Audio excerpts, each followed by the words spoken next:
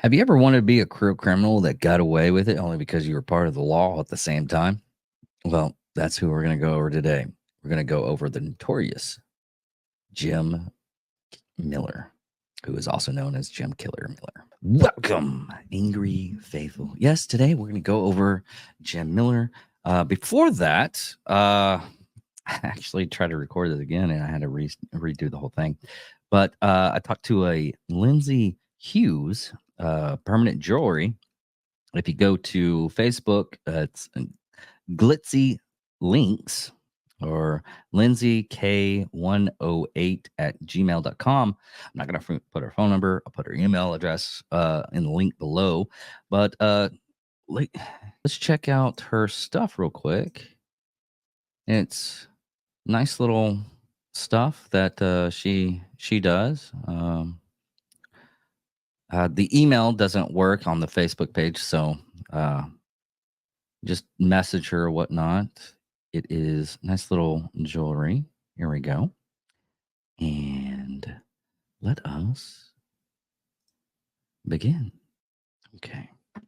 Now, on October 25th, 1861, which some sources say is October 24th, 1866, which we'll just go to 61 because a lot of the stuff on here is timeline. It messes everything up. But Miller was born in Van Buren, Arkansas, to Jacob and Cynthia Miller. When he was 1 year old, him and his family moved to Texas in 1862. Jim's father, Jacob, was a stonemason who helped build the first Capitol building in Austin. However, somewhere along the lines, Jacob died, and his mother was listed as widow in census reports. When the boy was 8, some accounts said that he killed his grandparents. However, that was actually proven to be true. At eight, he killed his parents. 8. Okay. Anyways, by 1880, he was documented as living with his widowed mother and siblings in Cornell County. 4 years later, his sister Georgia married John Cope, a man Jim Miller detested. On July 30th, 1884, John Coop was murdered by a shotgun blast in his bed at his home 8 miles northwest of Gatesville, Texas, in Cornell County. It was known that Jim disliked his brother-in-law, and he soon was arrested for the murder. He was tried and convicted and sentenced to life imprisonment. But, however, Slippery Miller, his attorney took the case to Texas Court of Appeals, where the conviction was reversed on a technicality. It doesn't show on any of the documentation what the technicality it was, but there we go. Now, afterwards, Miller started an outlaw gang in San Soba County, Texas, robbing trains, stagecoaches, and often killing in the process. He was also purchased 1/2 interest of the saloon in San Soba.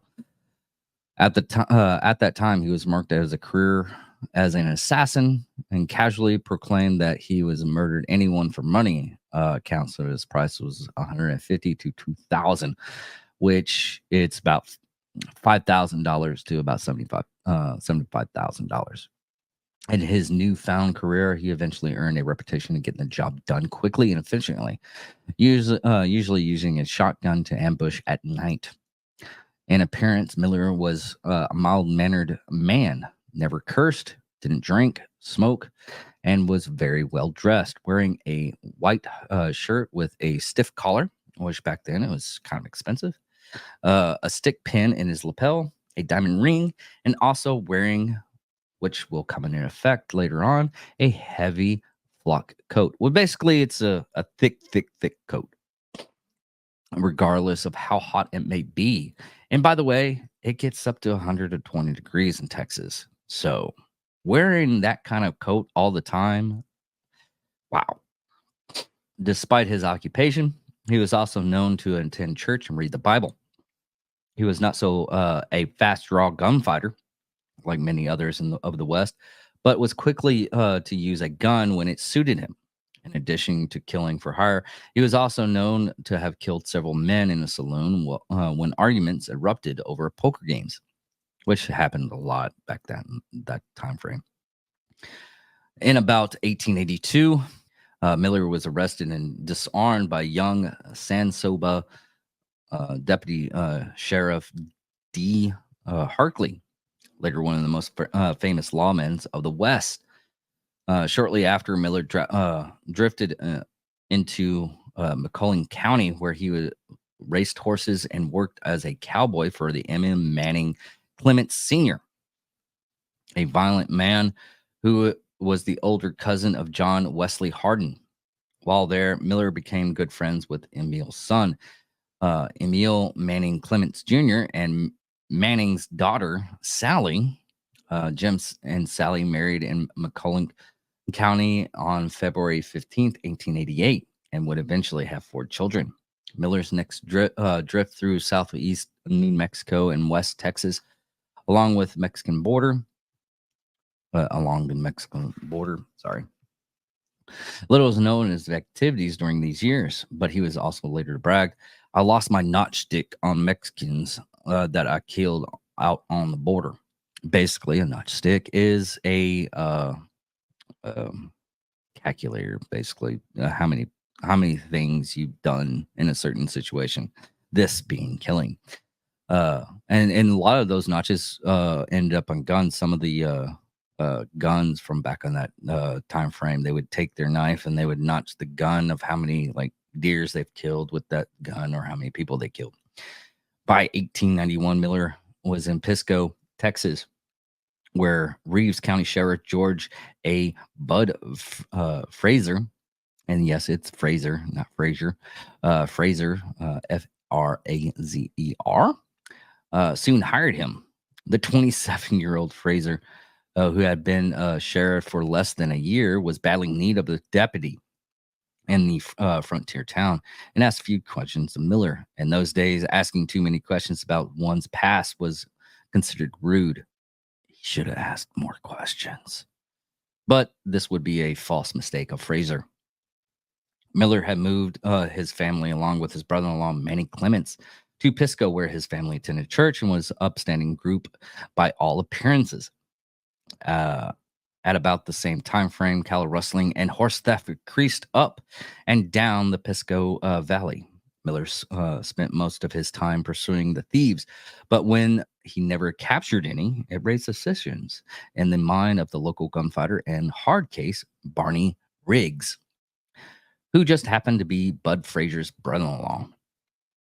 As the increase in theft had started to occur at about the same time as Miller's became a deputy, Riggs pointed out that perhaps Miller should be considered a suspect and suggested that Miller be fired.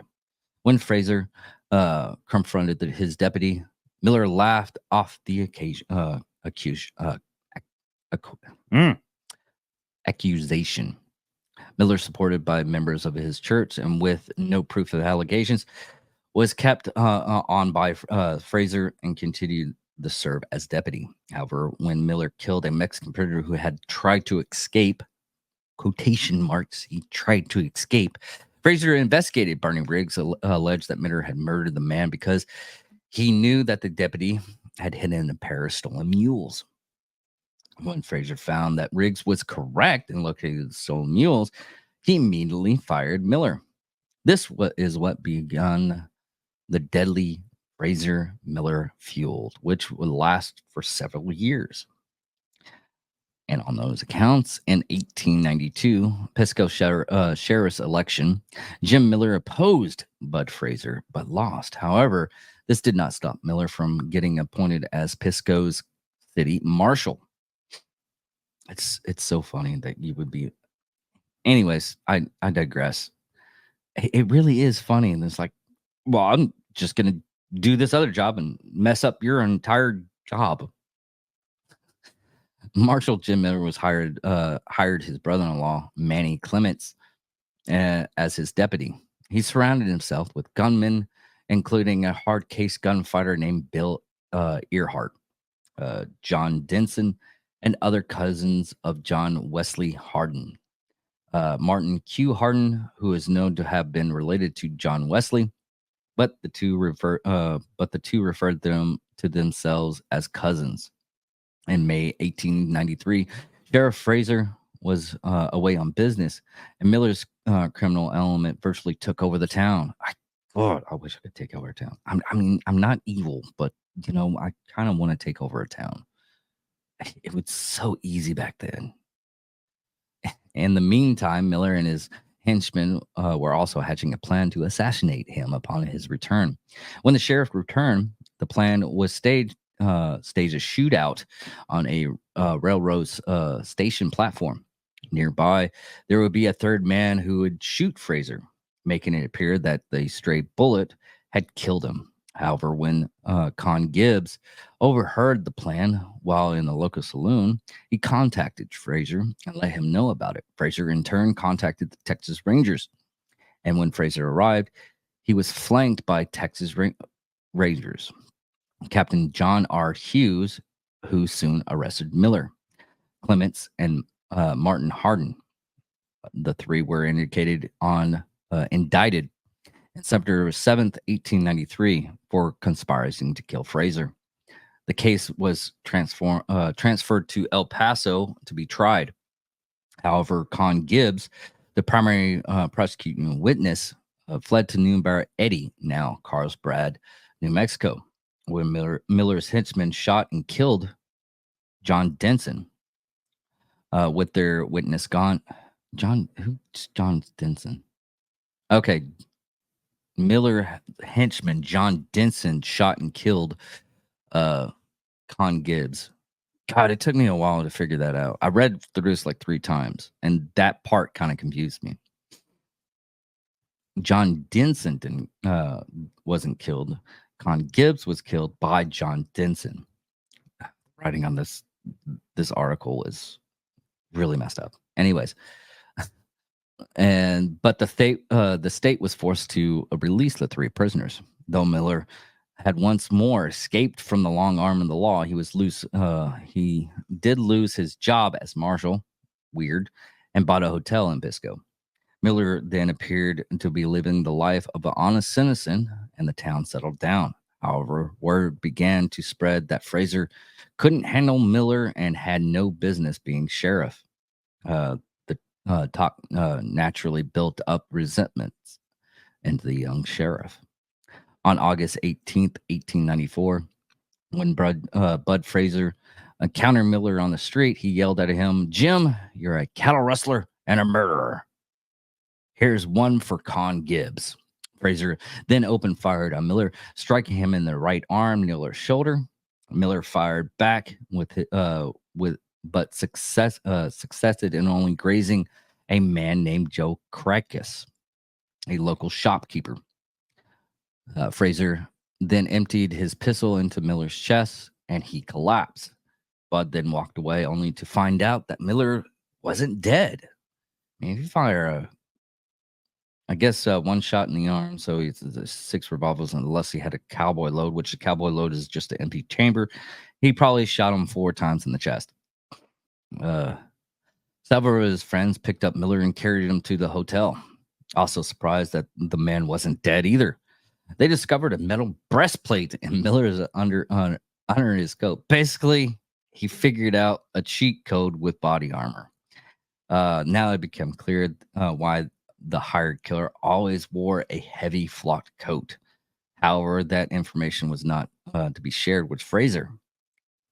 Though Miller survived, he would spend the next several months hold on real quick.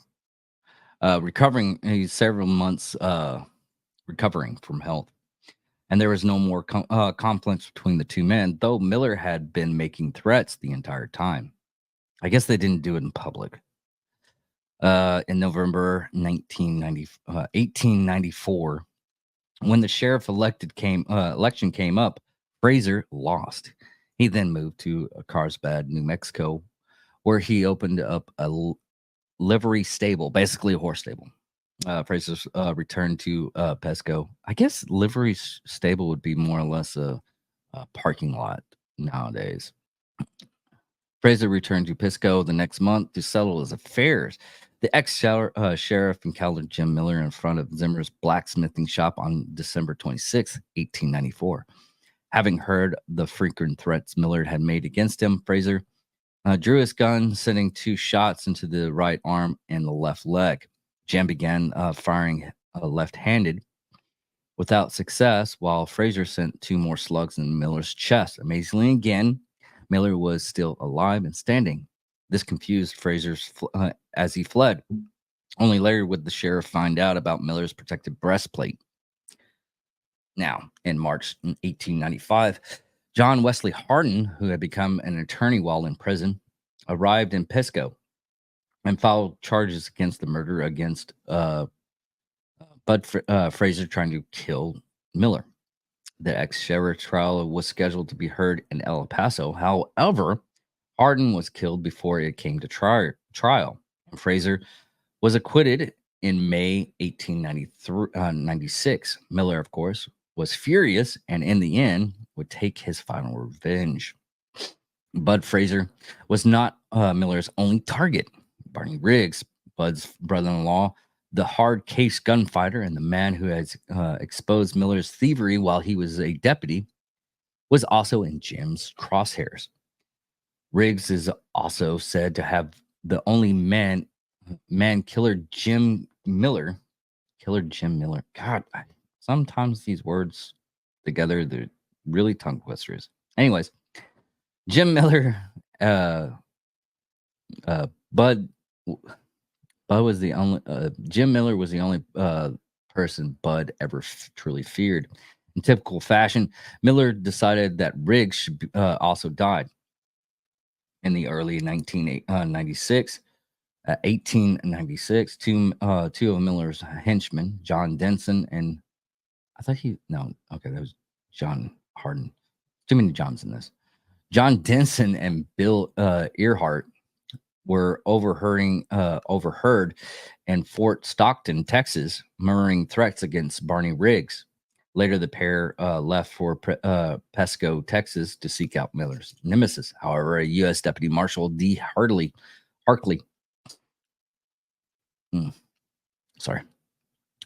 wired a warning telegram to Riggs.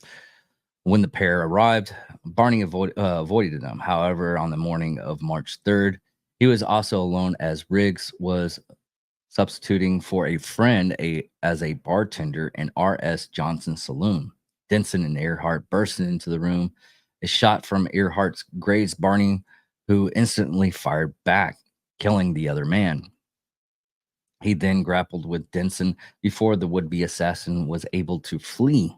Riggs followed, and as Denson was running down the street, Riggs shot him in the back of his head, killing him on the spot. Miller's scheme to eliminate the one man he feared had failed.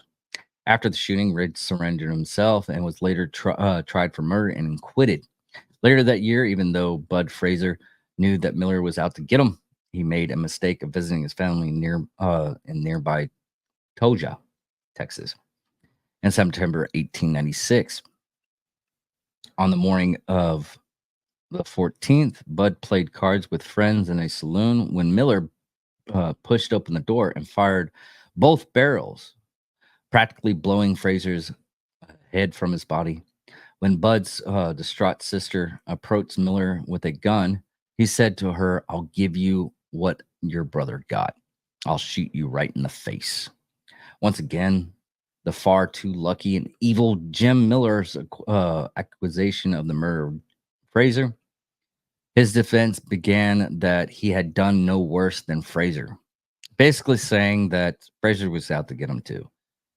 And that is the hardcore. He's like, dude, he was gonna kill me too. I just did it first. I mean, come on. If that's a defense, that's a defense, in my opinion. During the trial, a man named Joe Earp, no relations to the Earp brothers, who had testified in his trial, became his next target. Several weeks afterwards, Joe Earp was shot down reportedly by Miller himself before galloping 100 miles in one night to establish an alibi. Next, Miller made his way to Memphis in Texas Panhandle. There, he ran a saloon where he openly blasted his many murders. He was also said to have worked as part-time deputy sheriff again. In August 1898, he was allegedly made a Texas Ranger for a brief time, but there's no accurate of this occurring. But it is also believed that he was just masquerading as a Texas Ranger. In 1899, an attorney named Stanley prosecuted Miller on the charge of subordination of perjury, basically meaning persuading another to commit perjury. This charge was related to Joe Earp's account during Miller's murder trial of Bud Fraser. Mysteriously, attorney Stanley soon after died of food poisoning, which history tells is more likely Miller's work.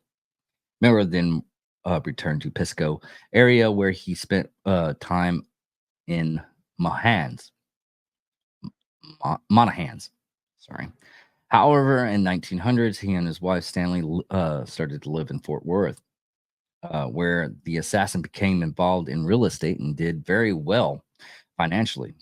Even so, killing appeared to be in his blood, and his financial situation had little impact on his choice to continue his career as a killer. At this time, the Great Sheep War, which I really, really want to go over. I'm probably going to do that next week. The Great Sheep War. It's almost as good as the Great Llama. Great. Uh, the anyways, there's uh the big ostrich war in Australia. It, it's really funny. But anyways, the Great Sheep Wars were taking place with the cattlemen, and Miller quickly was hired out to kill the sheepmen for just $150 per job, killing as many as dozen men. At the same time, numerous feuds regarding fences. Basically, farmers were putting up fences so cattle couldn't go in and graze their land, which got in the way of great cattle herds.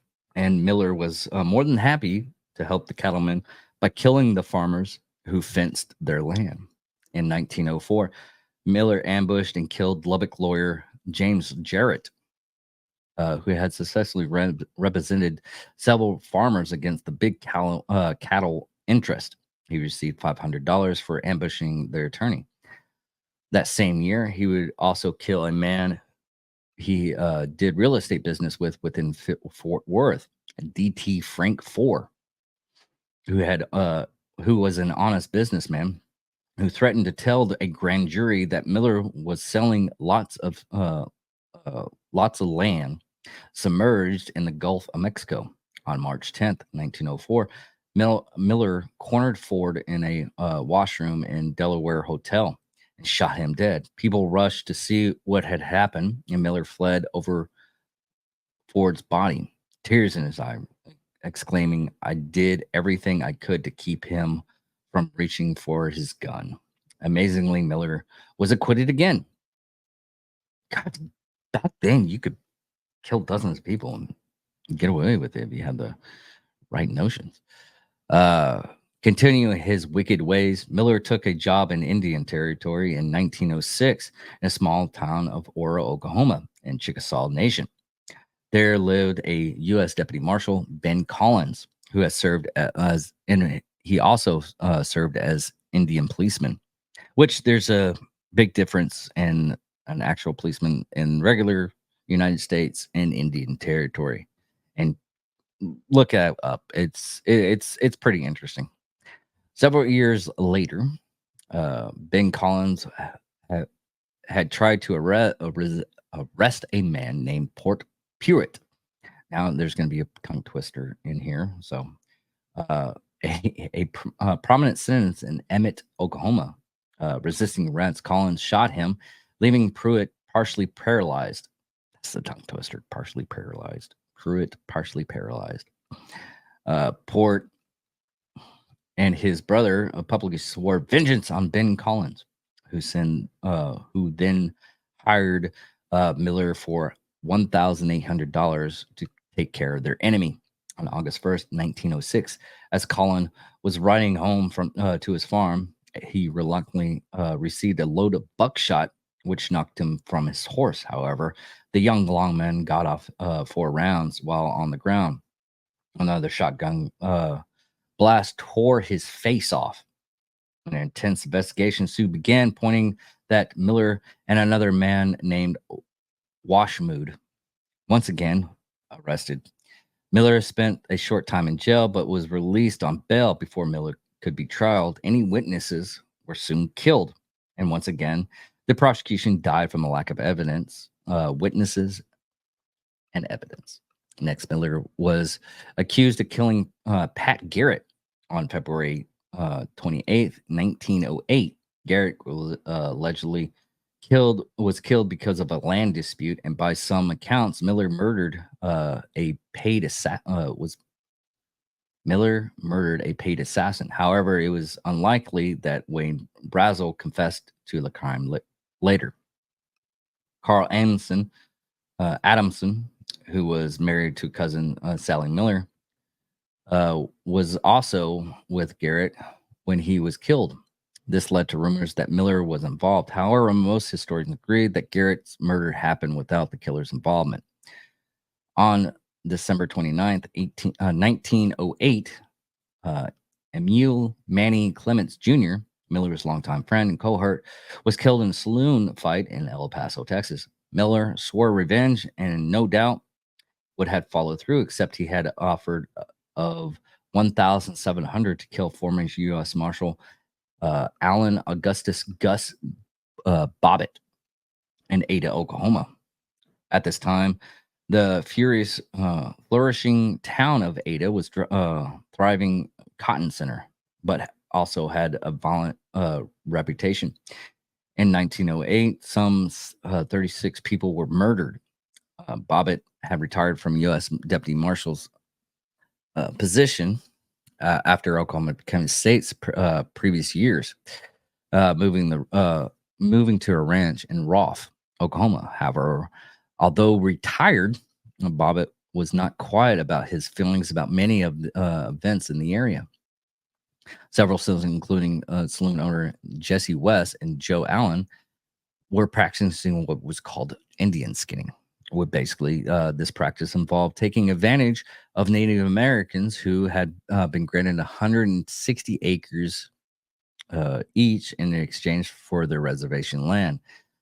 Throughout Oklahoma, law required any such land being sold to whites to have been approved by the county court judge. Several opportunists took advantage of this situation, often getting the Indians drunk and buying their lands, their 160 acres, for as low as $50. Oh, Lord.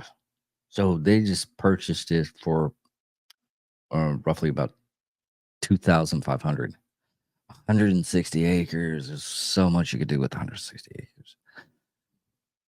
Anyways, appalled about what was happening, Gus Bobbitt began publicizing the events and pushing for charges to elected officials in the town and county. As a result, those who were handsomely profiting from hiring the notorious Jim Miller to solve their problem. On February 27th, 1909, Bobbitt was shot as he drove his wagon home from Ada.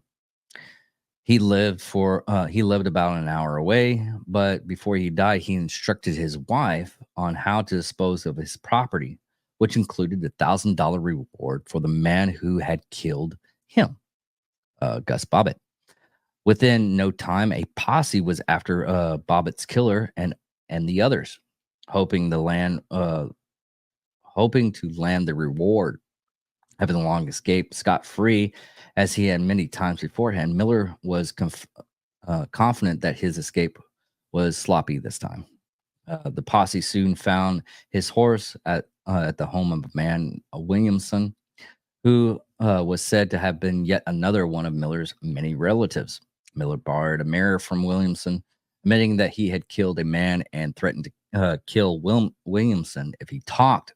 In the end, the posse tracked down the notorious killer and found that Bobbitt's paid assassin was indeed Jim Miller, the result of the conspiracy along several individuals. The livestock spectacular named Barry Berlin, who had hired Miller, was not alone. Several others involved in the profitable Indian skinning were also part of the murder. In April, Miller, alongside Jesse West, Joe Allen, and Barry B. Berlin, were arrested for killing of Gus Bobbitt. By April 6, 1909, all of the conspirators were in jail in Ada, Oklahoma.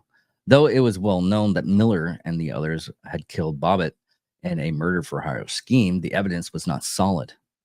Aware of the lack of evidence and Miller's history of never having suffered the consequences of his actions, caused a lynch mob, which back then that was that was a thing.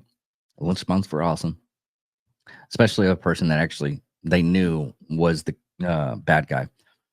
The lynch mob of about 50 men to storm the jail on April 19th. The mob quickly overpowered the jailers and dragged the four men outside in an abandoned horse stable.